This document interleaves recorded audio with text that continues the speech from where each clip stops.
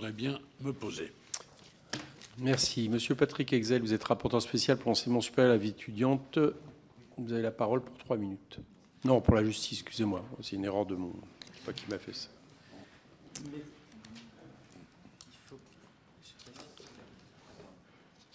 Merci beaucoup, Monsieur le Président. Monsieur le Ministre, Monsieur le rapporteur général, mes chers collègues. Monsieur le Ministre, permettez-moi tout d'abord de vous indiquer que je me réjouis de vous retrouver pour cette commission d'évaluation des politiques publiques dédiée à la mission budgétaire justice. Alors, mes questions s'articuleront autour de 3 thèmes et vous me pardonnerez, je vais me concentrer non pas sur ce que vous avez dit, mais aussi sur ce que vous n'avez pour le moment pas dit et qui permet qu'on puisse y revenir. Ce seront les prisons, les frais de justice et puis enfin les moyens alloués au second plan de transition numérique. Pour les prisons, parmi les 3 gros programmes de la mission qui correspondent chacun à l'une des 3 directions dites métiers du ministère, le programme 107 administration pénitentiaire est celui qui a fait l'objet de la plus forte sous-exécution. La sous-exécution constatée trouve principalement son origine dans la sous-exécution des crédits de l'action 2 et en son sein, ce sont les dépenses de titre 2 qui contribuent fortement à cette sous-exécution. Ces chiffres découlent en fait du sous-exécution du plafond d'emploi de ce programme qui, on a eu l'occasion de le dire, et encore une fois, c'est quelque chose qui, évidemment, doit s'inscrire dans une approche pluriannuelle, qui est la question de l'attractivité du ministère.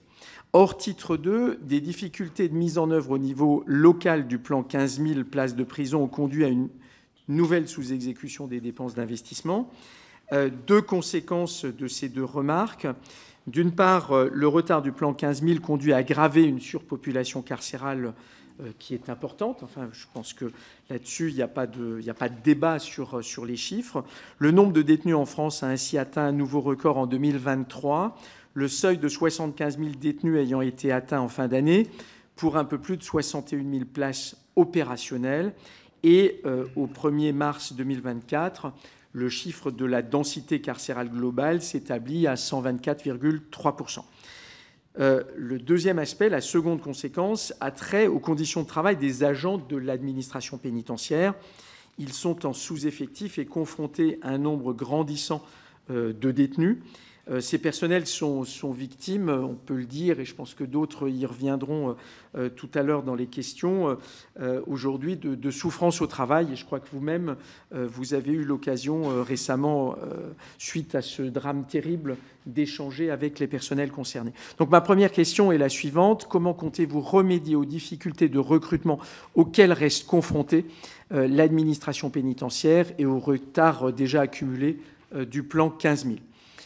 Ma seconde question a trait cette fois-ci à l'augmentation des frais de justice qui semble inarrêtable alors même que la budgétisation en loi de finances initiale prévoyait une hausse de 8% de ces crédits de paiement ouverts pour les dépenses de frais de justice.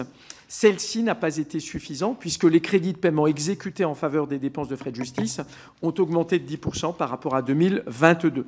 Et puis enfin, même si nous aurons l'occasion d'y revenir dans la seconde partie de la commission, pourriez-vous nous indiquer globalement comment ont été mobilisés les 265 millions d'euros consommés en 2023 au titre du second plan de transformation numérique?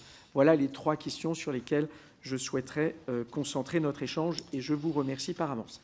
Monsieur le ministre, nous invitons à répondre à monsieur le rapporteur pour 3 minutes également.